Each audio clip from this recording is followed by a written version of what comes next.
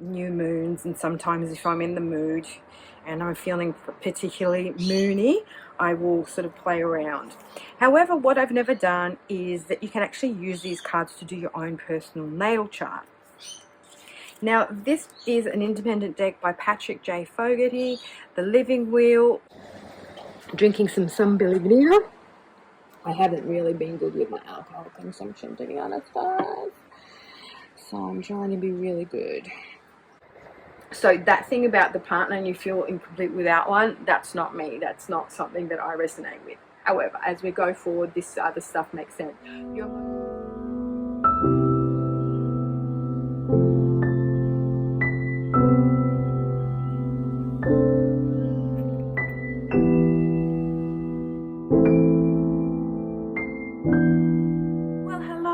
Welcome, I'm Katie and this is The Importance of Temperance, and today I thought I'd jump on to do something that I've been meaning to do but I've never done.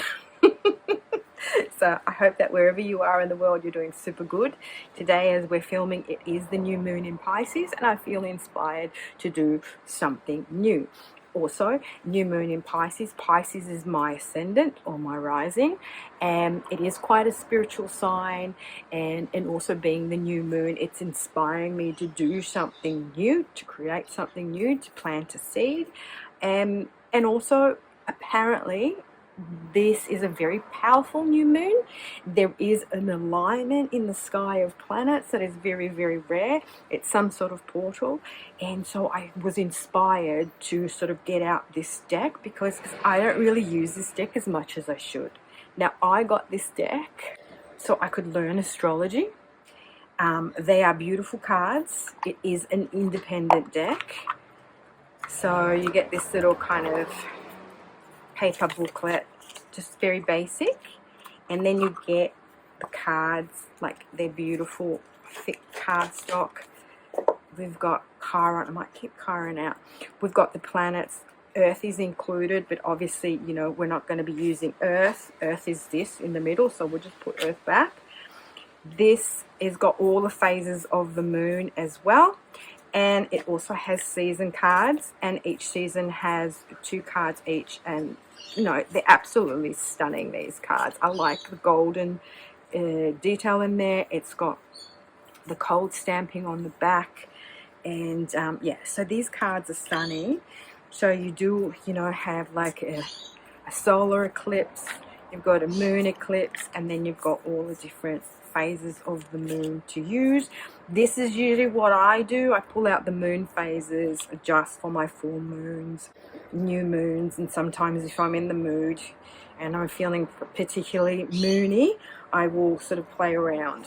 However, what I've never done is that you can actually use these cards to do your own personal natal chart. Now, this is an independent deck by Patrick J. Fogarty, The Living Wheel. This is his website. I bought it directly from him 4 years ago, I believe. I've had this deck for 4 years, well. And nice, beautiful box. This is kind of, you can feel this. This is embossing, I think it's called. And so he does say in here, these cards were initially designed to support my ongoing journey with astrology. They can be used as an oracle, altar element, or a way to visually represent the astrological. I hope you enjoy them as much as I do. No one word can express or teach the totality of a system like astrology. These keywords were selected to be a starting point. They simply unlock the door and provide a place to start. So as we can see, you've got the planets, you've got the zodiac, you've got the houses, you've got the seasons. So winter has 2 sections, so first half, second half. And then you have all the moon phases, and also you have the lunar nodes down here.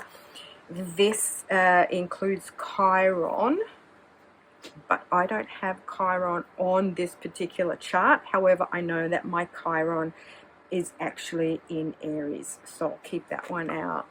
Yeah, so it's just giving you a little brief. So Mercury transmission, Venus unification, Virgo steadfast. And then it also gives you, if it's a cardinal sign, a fixed sign, a mutable sign, it also gives you along here what elements. And then on the back here, it does show you, yeah, so oracle reading as above, so below reading, and then the birth chart. So this is what I'm going to do today. And what it says here, by using the day, time, and location of your birth, you can generate a birth natal chart online, which I've done. And I've used Cafe Astrology, so astro.cafeastrology.com. I'll link it below.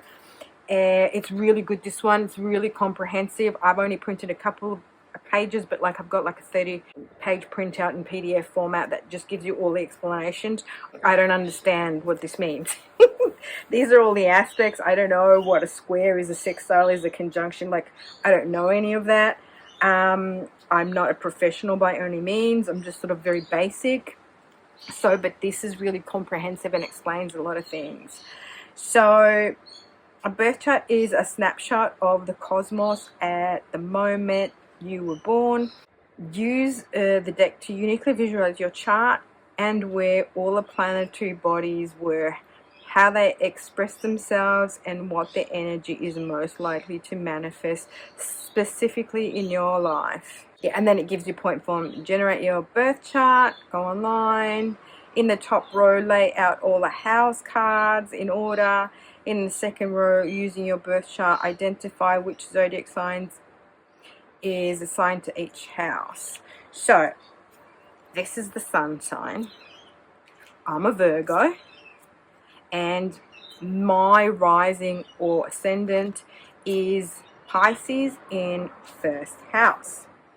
So in order to get your ascendant, which is kind of on the ascending line of the time when you were born, you will need to know exactly what time you're born.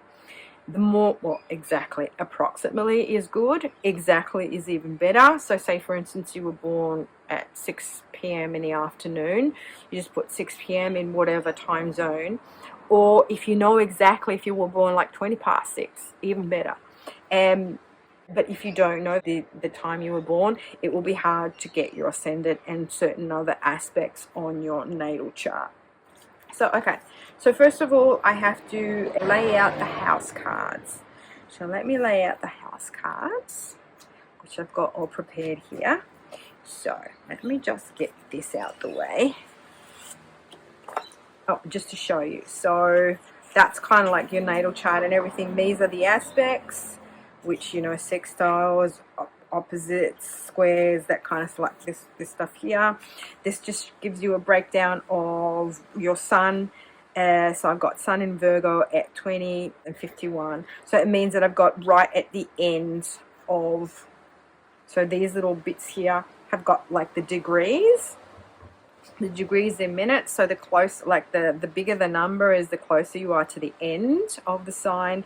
And the smaller the numbers, the closer you are to the start of a sign. And sometimes you can be on the cusp.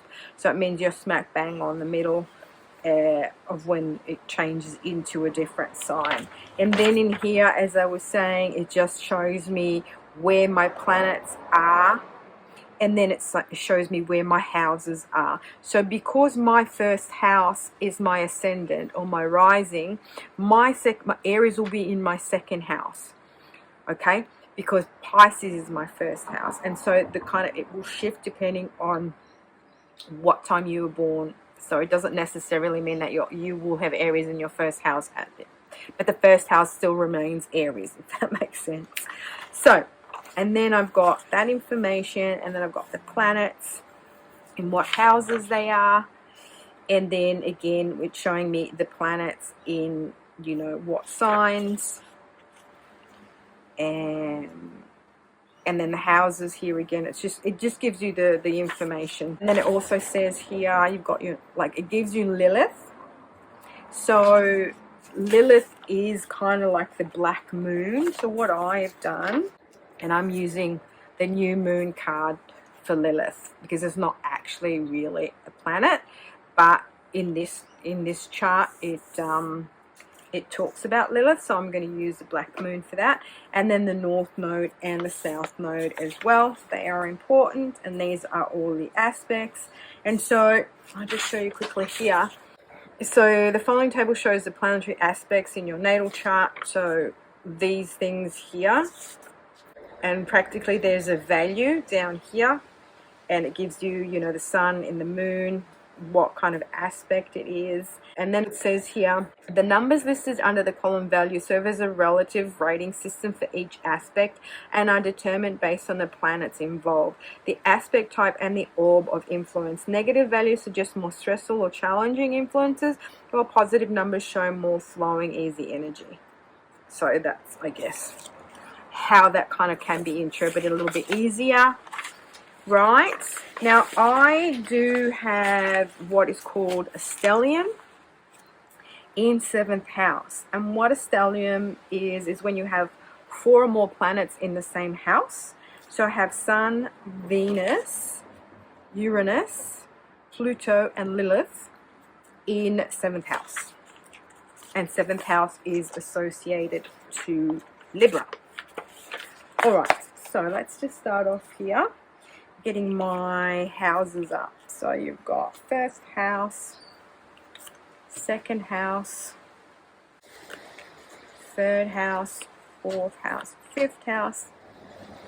Drinking some Sun Pellegrino. I haven't really been good with my alcohol consumption, to be honest, guys. So I'm trying to be really good. I'm addicted to bubbles, to rosé bubbles. Alright, so 6th, 7th, 8th, 9th, 11th, and 12th. Okay, we'll just do it that way. Or I could do it like this. 3. I know we can't see all of them, but let's do our best. So now in the 2nd row, what we're doing is using your birth chart, identify which zodiac sign is associated to each house. So for instance, my 1st house will be Pisces. That's my ascendant. And then it will follow as being Aries in 2nd house, Taurus in 3rd, Gemini in 4th, Cancer in 5th, Leo in 6th, Virgo. So that's my star sign. So that means that my sun is in Virgo. And then Libra, and so on, and so forth, and Aquarius in 12th. Cool. Alright, now what we'll probably do in our 4th, we will place our moons, our suns, and planetary bodies cards as found in your birth chart. Cool. So my sun is in Virgo. My moon's in Cancer. Mercury and Venus are in Virgo too. So Mercury and Venus. How beautiful are these cards? Look at that sun. Cool. Then my Mars is in Aquarius. This is why I'm not as volatile, because my Mars is in Aquarius. So I'm a lover, not a hater. Oh, we can't see that all the way down there. Bugger. Now, these are the inner planets, so they're the closest to you. So I guess they affect more your personality and more immediate things that are happening to you. And then once we start to go out, you know, to the sort of planets that are further out, let's say they have more of a collective, what's the word I'm looking for, effect or influence, because they're more generational in the sense that they take longer to orbit around the sun, if that makes sense. Now, of course, you guys who know astrology, you know what's going on. I don't. So bear with me. Don't hate on me trying to explain what's going on. Okay.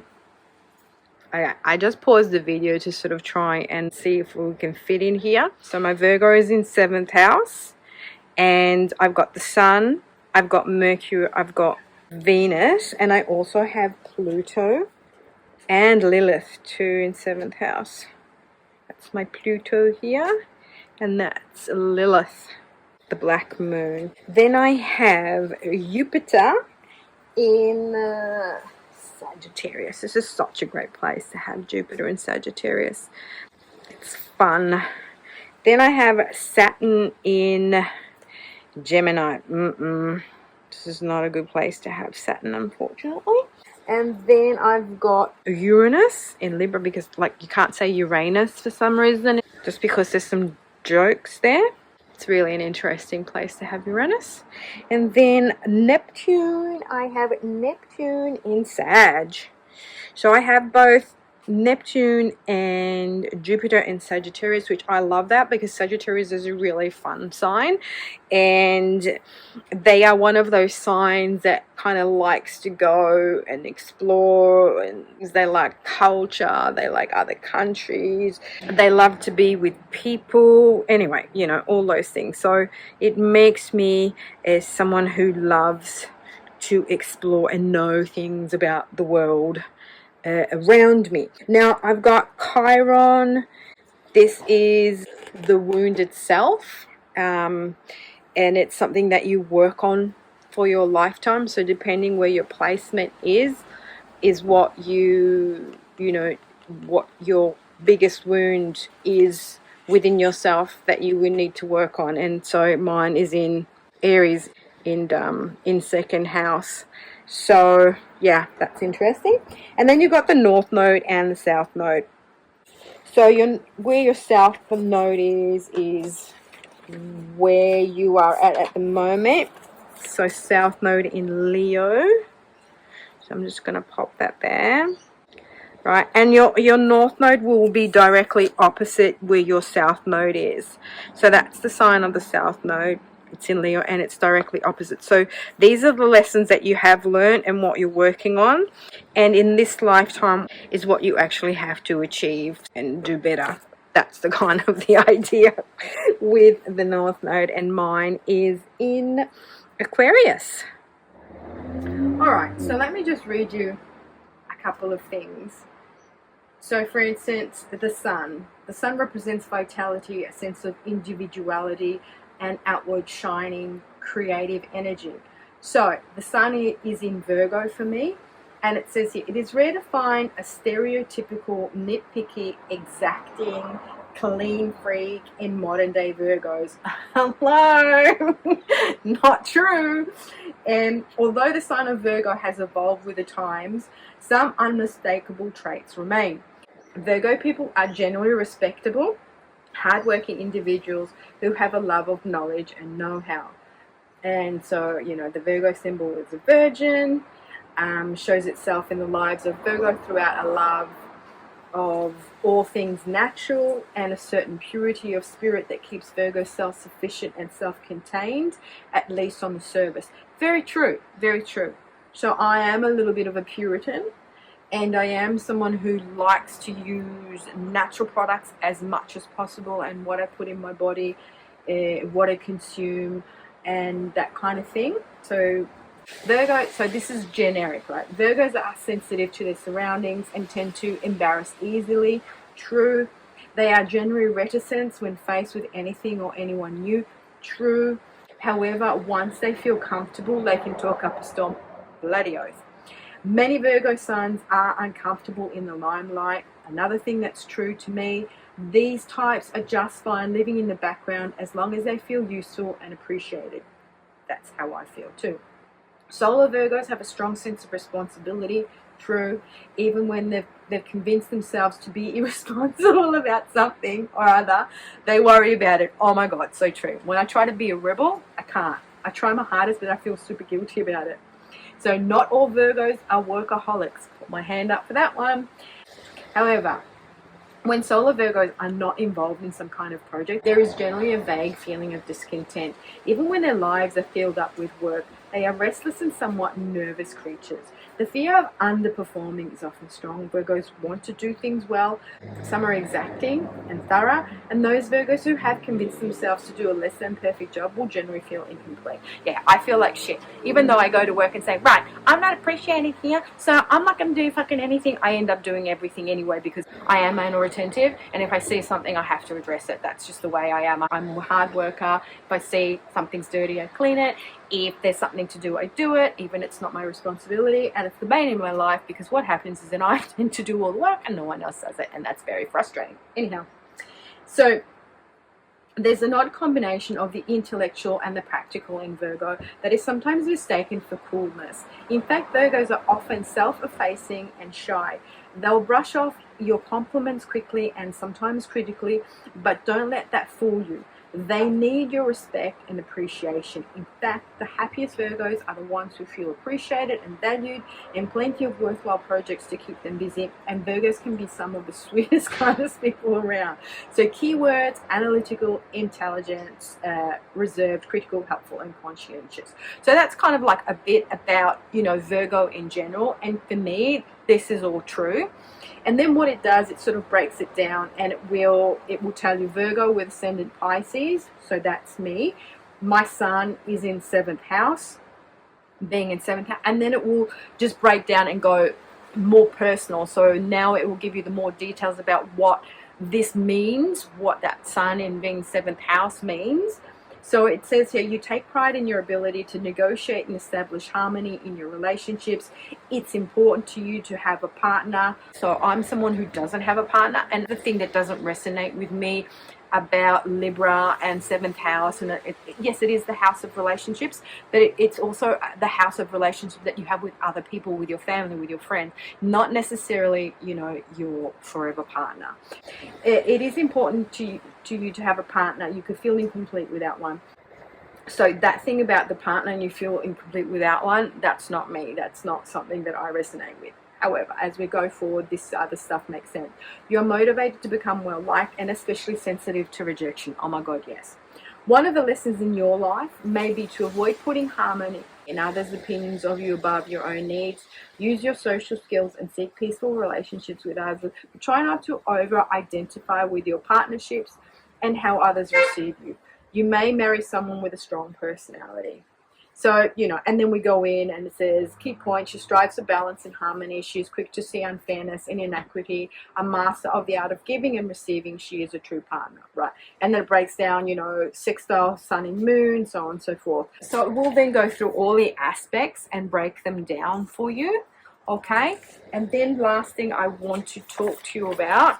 So another thing of interest in this chart itself is Lilith, so the black moon here, and a lot of the time Lilith is kind of ignored. So it says here, Lilith, black moon Lilith represents our darker, deeper natures that may be repressed or buried. My Lilith is in Libra, and then it does say here North Node, South Node. So just to sort of, I don't know if I explained it correctly, and sorry about the noise. All the kids are coming out of school and they park along our street, and now they're all taking off at the same time. The South Node represents our overdeveloped character traits. We are talented here, but if we overdo this area of life or hold on to these traits to feel secure, we may stagnate. The North Node points to the qualities that we need to work on and develop to achieve inner balance and fulfillment. So that's what I was sort of trying to explain. So, you know, you're here, and so I've got my South Node in Leo, so I've done this. Now I actually need to, you know, further this quality and look at what I actually need to do. Qualities to develop: collaboration, participation, impartiality, and that sort of stuff. So it's really interesting to see where you're at and what you kind of have to develop. Obviously not every single thing is true. It's just giving you an overview of what kind of that could mean. House 1 is the area of self-identity. The ascendant is a symbol of how one acts in life. It is the image of the personality as seen by others and the attitude that one has towards life. So with your sun sign, this is who you are. You truly are yourself, and that self that you might not share with everybody. Whereas with your ascendant, that is kind of the personality or the person, the mask, so to speak, that you show to the world, okay? And, you know, the personality seen by others and the attitude that you bring to life. So mine being Pisces, my ascendant, go with the flow seems to be a Pisces rising motto. And it's true, like I do try, especially in my older age, that I've had to learn to let go, to smooth out those you know, Virgo tendencies to control everything, and, you know, my way is better and I know better, and, you know, criticizing everybody, but I'm criticizing not to criticize them in a bad way. I'm criticizing them because I want them to do better, but it doesn't come across as that, right? So I've learned to let go. I've learned to sort of like go with the flow a little bit more. I think tarot cards, this world has helped me be more introspective and understand more about my personality, and it's allowing me to be more spiritual and getting like in contact with my spiritual self, with my inner self, with my guides, and with my higher self. So there's a lot of things that don't quite resonate because I identify more as a Virgo rather than a Piscean. I do get my spirituality from the Piscean and my dreaminess. And there you have it. So that's kind of like a little bit about me and about my astrological chart and my positions of my planets and my houses and the influences of the stars kind of work for me. Obviously not everything is true, but a great majority of the things in there are true. It's a really intriguing way to find out more about yourself.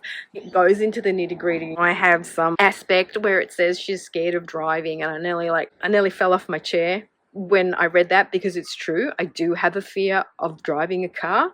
Now, I did get my license, but I've never kind of driven a car since I got my license, which is hilarious. I did drive a little scooter when I was in Italy, and yeah, but ever since then, and in Italy, you know, you don't, it's not like here in Australia that you have to start at 16 and drive so many hours. And so in Italy, just like go study and get your license, and yeah, you're done. I don't know if it's changed now, but yeah, so that's so interesting. So many things are true, and a lot of them obviously you've got to take with a grain of salt, but it's super interesting. So I'm going to just like give you a little scan of this so you can see it better now.